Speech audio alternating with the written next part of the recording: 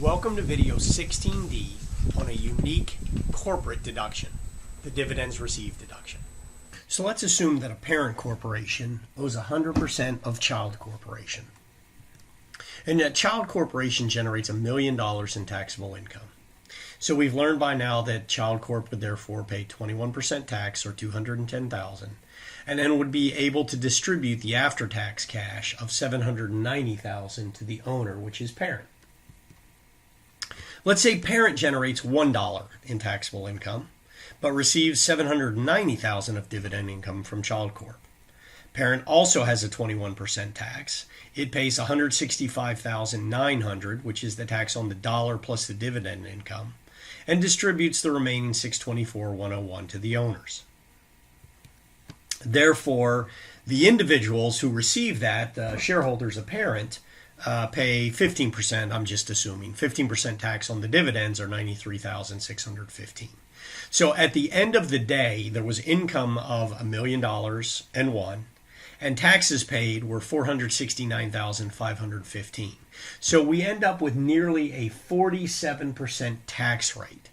And why is that? Well, it's because there's a tax on the dividend from child to parent.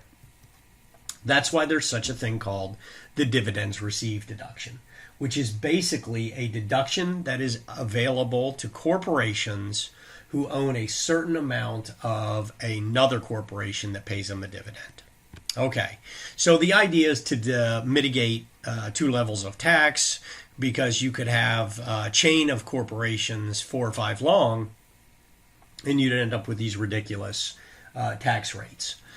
So ownership of the underlying corporation dictates the amount of the dividends received deduction. So you can see if you own anywhere between 0 and 19.99%. In the prior era, that was a 70% DRD. Now it is a 50% DRD. From 20 to 79.99% is 80 in the old regime, 65 in the new. And if you own 80% or more, that is 100% DRD in both the old and the new regime. So the dividends received deduction does have a limitation, surprise, surprise, like everything in tax does. So the limitation is the lesser of either the dividend times the DRD percentage, or what I like to call the actual DRD, or DRD modified taxable income times the DRD percent. So recall that when we were doing the charitable contributions limitation, we had a modified taxable income. Same thing here. DRD modified taxable income is taxable income before any DRD, before any NOL, and cap loss carrybacks. So if, however, the full DRD extends or creates a net operating loss, this limit doesn't apply. Okay, so the only way to figure this out is to do some examples. So we're going to start with Mcgonagall Corp. So in each situation, all of them are receiving dividends from a corporation that they have a less than 20% interest in. Oh, I have less than a 20% interest in this video, apparently. You may too.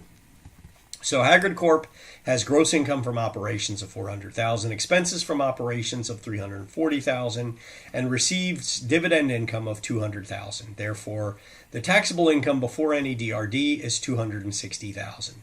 So step 1 would be to compute what we call the full DRD, or actual DRD. So since this is less than 20%, we're talking new regime 2018, we take the dividend received of $200,000 multiplied by 50%. We get a $100,000 DRD. Now we have to see if the limit applies. So you take the taxable income before the DRD, multiply it by 50%. That's $130,000. That's clearly more than the full DRD. So the full DRD can be taken, and it does not cause a net operating loss or increase in existing one. Now let's look at Mcgonagall Corp. So Mcgonagall's got $320,000 gross income from operations, expenses of $340,000, and dividends received the same $200,000.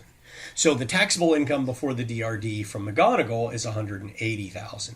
So the full DRD is the same $200,000 times 50%, or $100,000. The taxable income limit in this case is $180,000 times 50%, or $90,000. So in this situation, the limit is lower than the full DRD, so we need to apply the limit unless it causes or increases an NOL. In this case, it would not, right? The taxable income before the DRD is 180. The full DRD of 100,000 would still leave 80,000 of profit. As a result, the limit does apply, so there's a $90,000 DRD. In our third example in Flitwick Corp, the gross income from ops is $210,000, expenses are $340,000, and dividends are the same $200,000. As a result, the taxable income before any DRD is $70,000. Step 1, the full DRD is $100,000.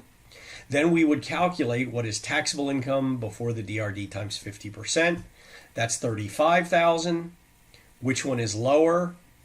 $35,000. However, in this case, the full DRD of $100,000 does create an NOL because it's $70,000 minus $100,000. As a result, we would use the full DRD in this situation of $100,000. That's all there is to the dividends received deduction. Thanks for watching.